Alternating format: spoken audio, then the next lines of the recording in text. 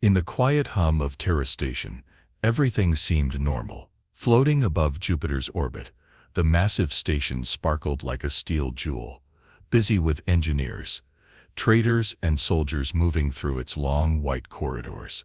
Earth was finally reaching the stars. Or so it believed. James Walker sat on the edge of a maintenance scaffold, wiping grease from his hands. A large propulsion stabilizer hummed behind him, its repairs almost complete. His job wasn't glamorous, but it gave him purpose. A former military pilot, now turned engineer, James had seen enough of war. He preferred engines over explosions. A technician's voice came through his comlink. "Walker, you done with Sector B-12? "Almost. Tell command they'll have their shiny toy running by noon." James replied, smirking. Just as he was about to climb down, the station lights flickered. Then, the emergency siren screamed through the halls. "Unscheduled entry detected in Earth sector," came the cold, automated voice over the loudspeakers. James froze. He dropped the wrench and ran toward the observation deck. By the time he arrived, the room was already full of stunned officers and engineers, all staring at the holographic display. A fleet of dark, sleek ships had appeared from hyperspace, dozens of them. Their shape was like giant crescent moons, and their surfaces shimmered with a metallic purple glow. They moved without sound, without warning, surrounding Earth's orbit like vultures. One of the officers spoke, his voice barely above a whisper. "Those aren't ours." Within moments, every communication screen on Earth and its colonies blinked into static, then cleared. A tall alien figure appeared on the feed. Its skin was ash gray, eyes glowing blue, and armor sharp with edges that looked forged from stars themselves. "I am Lord Kryzon of the Virexian Empire," the alien said, in flawless translation. "You have spread far enough. You are disorganized, emotional, and volatile. Surrender your systems or be removed." The message repeated across all channels. James clenched his jaw. He knew the name. The Virexians had only been rumors until now. Whispers among space miners and rogue captains, stories of planets disappearing without a trace. No survivors, no warnings. Until today, Earth's government scrambled to respond. Some begged for peace, others ordered fleets to prepare.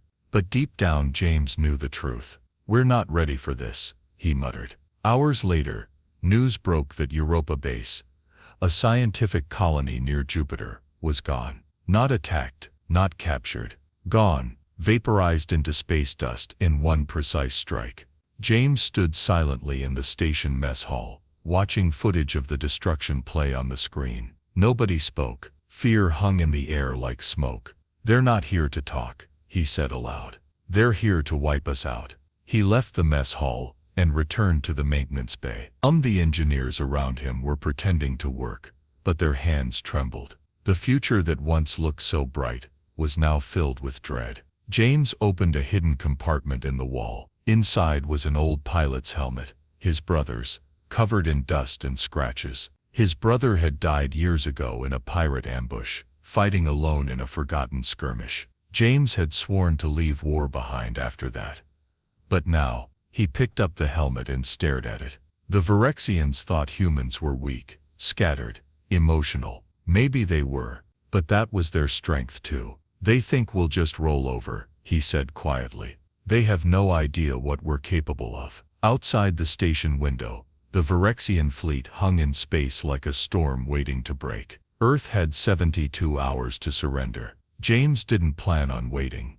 Terra Station was no longer a quiet place. Ever since the Virexian fleet appeared, tension filled every hallway.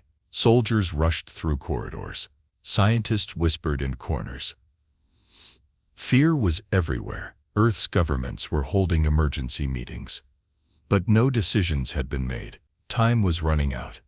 James Walker moved quickly through the engineering bay. He wasn't there to fix anything today. He was looking for someone. He found her in a dark corner of the station's server room. "Lena," he said quietly. A girl with short black hair and a glowing wrist console looked up. Her eyes were sharp, focused, and suspicious. "James Walker," she said. smirking. Last time I saw you, you were yelling at me for bypassing the defense firewall.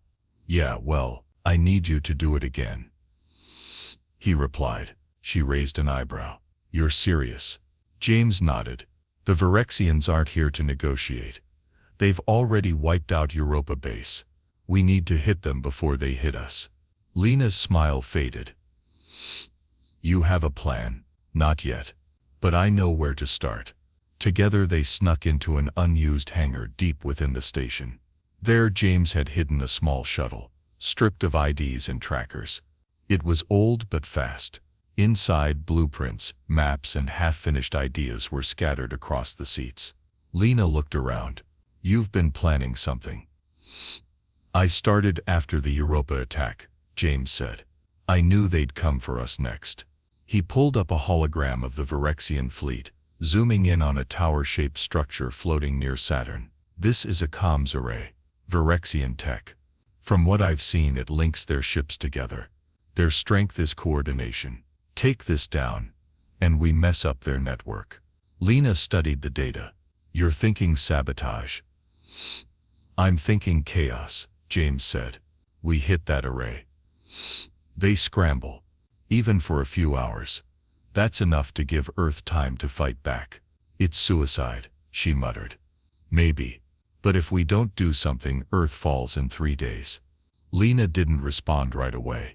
She walked around the shuttle thinking. Then she looked up. Fine, I'm in. They spent the next few hours building their team. James called in old contacts from his military days. First was Ramos, a gruff weapons expert with cybernetic arms, stationed on Mars before being dishonorably discharged. Next was Kira, a former pilot with nerves of steel and a ship fast enough to outrun anything. Lastly, they reactivated Echo, an old AI drone James had salvaged long ago. One by one they gathered in the hangar. Most of them had reasons to walk away, but they didn't. James stood before them, holding a data chip. This is our target, he said. A Virexian comms hub. We hit it hard. We hit it fast. No waiting for orders. No backup. We do it ourselves. Ramos grunted. And what do we do when the Empire sends a fleet after us? We'll be long gone, James replied. Kira crossed her arms. You really think Earth stands a chance? I think they'll never see us coming. James said. That's all we need. The plan was simple. Fly a stealth ship near the tower, board it, plant an overload device, and get out. But simple didn't mean easy. Later that night, as the team prepared their gear, James stared at a photo of his brother taped inside his locker. They think we're weak, he whispered. But they forgot one thing. We don't quit. At 0300 hours, the team launched their ship, a black cloaked vessel that slipped through Virexian sensors like a ghost. Ahead of them, the Saturn ring system glittered in silence. And floating near it, like a sharp blade in the sky, was the enemy's communication tower. Their first strike was just beginning. The silence of space was deceiving. As James Walker's team approached Saturn's orbit, tension filled the small ship. The comms array came into view, a towering structure made of dark metal, glowing with soft purple light. It spun slowly, sending invisible signals through space. Dozens of Virexian drones floated around it, like wasps guarding their hive. Inside the ship, everyone was focused. Final systems check, Kira said from the pilot's seat. All clear, Lena replied. Stealth field holding. No alerts on their radar. James stood near the back, watching the screen. We're going in. They maneuvered the ship closer, slipping between the drones. Echo, the AI drone, hovered near the hatch, ready to move. Remember, James said, we plant the overload core near the signal node and get out fast. 10 minutes max. The airlock opened. James, Ramos, and Echo exited into space.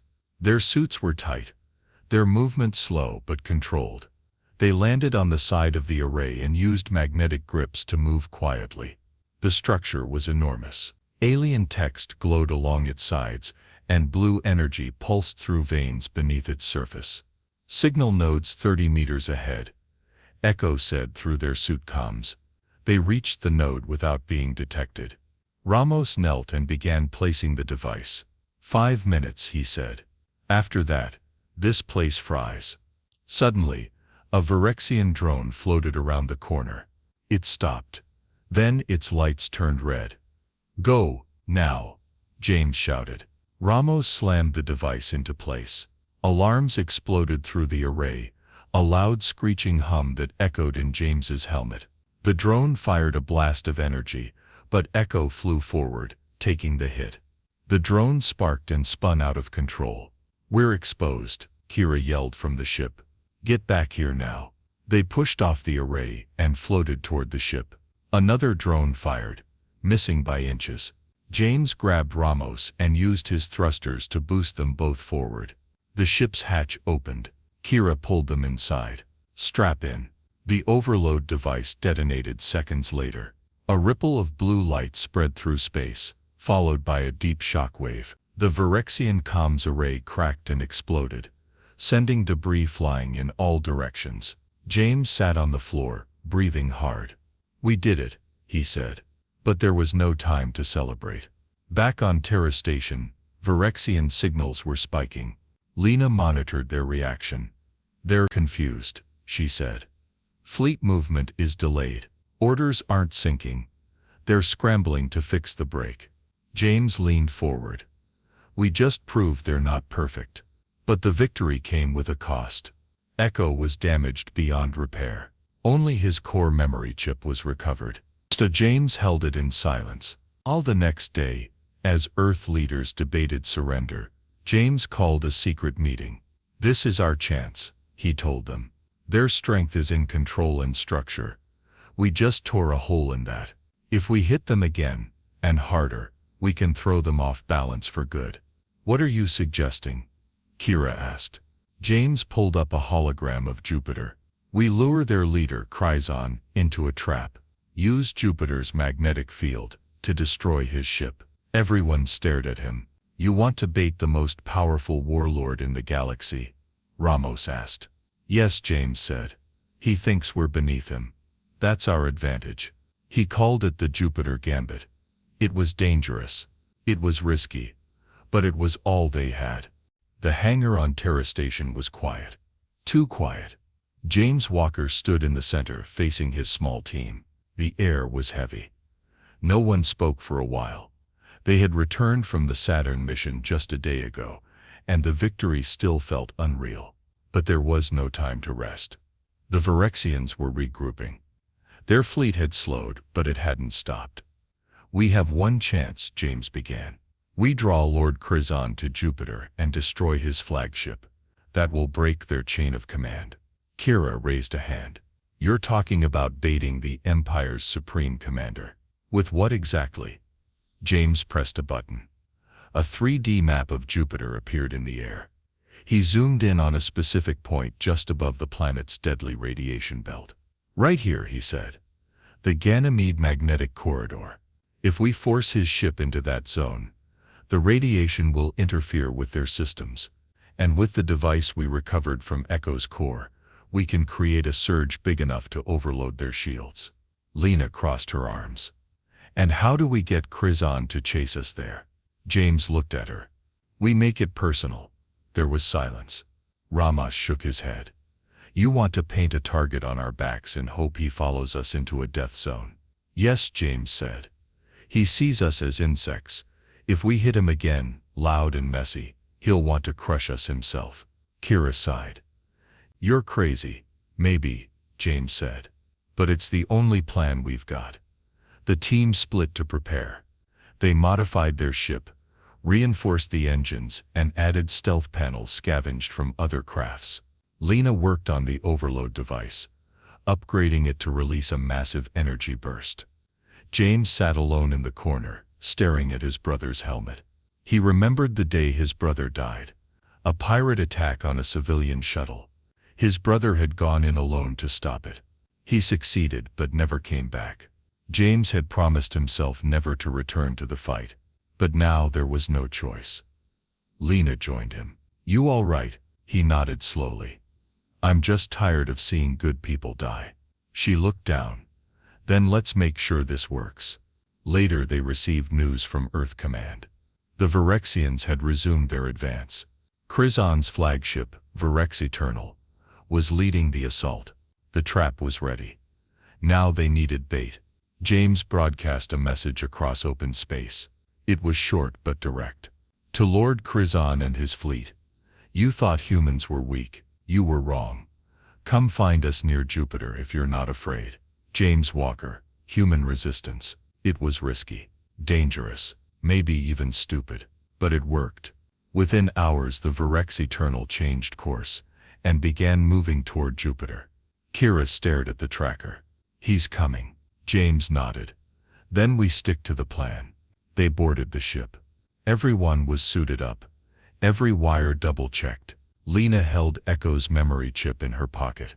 Ramos loaded the last of the EMP charges. Kira fired up the engines. As the ship lifted off, Terra Station faded behind them. Jupiter loomed ahead. Massive, swirling, and deadly. James looked at his team. No turning back. The trap was set. The Empire was coming. Jupiter filled the sky like a giant eye, swirling with storms and lightning. James Walker's ship hovered above its magnetic corridor, waiting. Inside the cockpit, tension gripped everyone. Enemy flagship approaching fast, Kira said. Her hands were steady on the controls, but her voice was tight. Ramos checked the weapon systems. Shields ready. Charges are armed. Lena tapped furiously at her console. Overload devices prepped. Once activated, we'll have 5 minutes before it fries everything, including us. James stood behind them, staring out the window. The Virex Eternal had arrived. It was enormous. Its dark hull stretched for miles, and dozens of smaller warships flew beside it like hunting dogs. Krizan's ship looked like a black dagger cutting through the stars. James opened a private channel, broadcast the bait message, loud and clear. Kira nodded and hit the switch. All Virexian forces, this is James Walker. We're here. We're waiting. Come and face the humans you thought were nothing. A moment passed, then, Krizan's voice filled the ship. Walker, you dare challenge the Empire. I will end your kind myself. The massive flagship turned and headed directly for them. Time to run, Kira said. Their ship shot forward, diving into the swirling radiation field near Jupiter. Lightning crackled all around. The Virex Eternal followed, ignoring the danger. Krizan wanted revenge. He wanted it personally. This is it, James said. We lure him deeper, then hit him with the surge.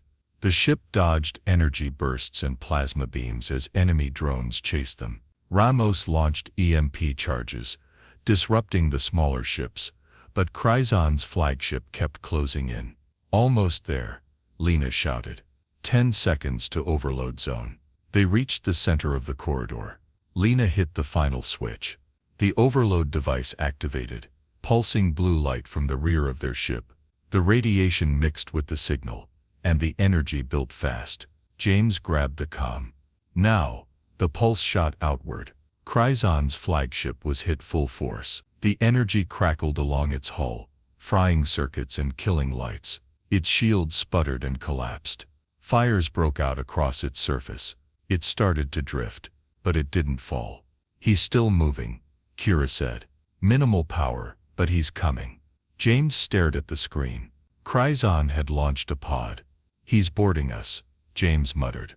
Seconds later, alarms screamed as the enemy pod latched onto their ship. The doors blew open. Krizan stepped inside, tall and silent, armor glowing. Human, he said coldly. You've caused enough trouble. James stepped forward. And you made one mistake. You underestimated us. Krizan charged. The fight was brutal. James dodged a blade strike and fired his blaster, but Krizan blocked it. Sparks flew. They crashed into walls. Ramos tried to help but was thrown aside. Finally, James grabbed the damaged memory chip of Echo and slammed it into the ship's console.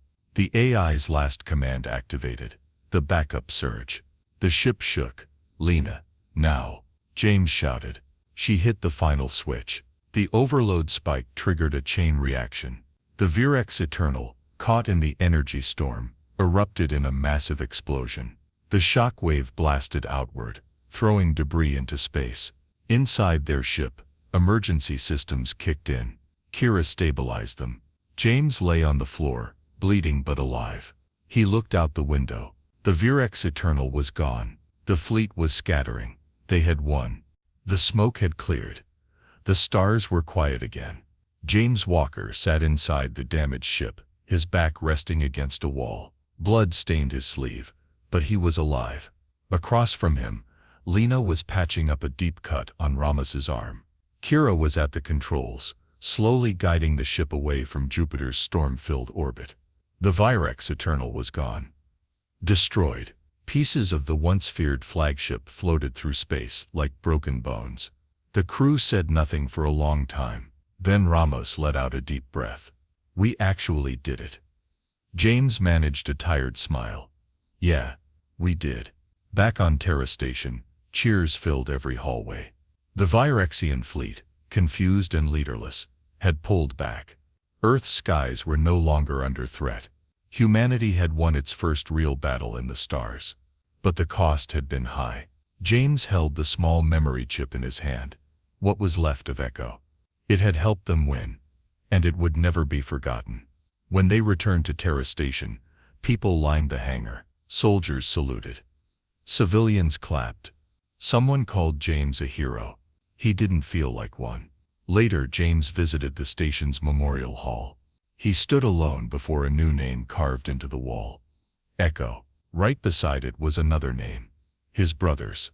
He stared at the names for a while, then whispered, "You'd be proud of us." As he turned to leave, a soft chime sounded behind him.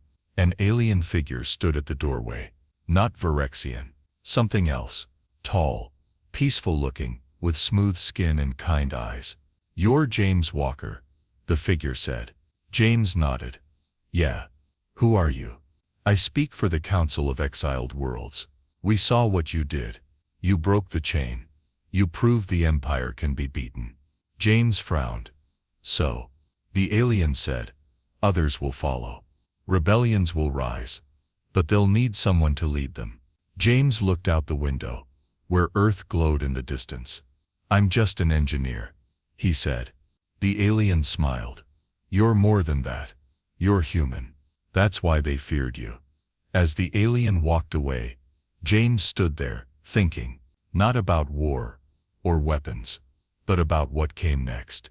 The galaxy had changed, not because of machines or power, but because of people who refused to give up. He turned to the window and whispered, "They made one mistake. They underestimated us.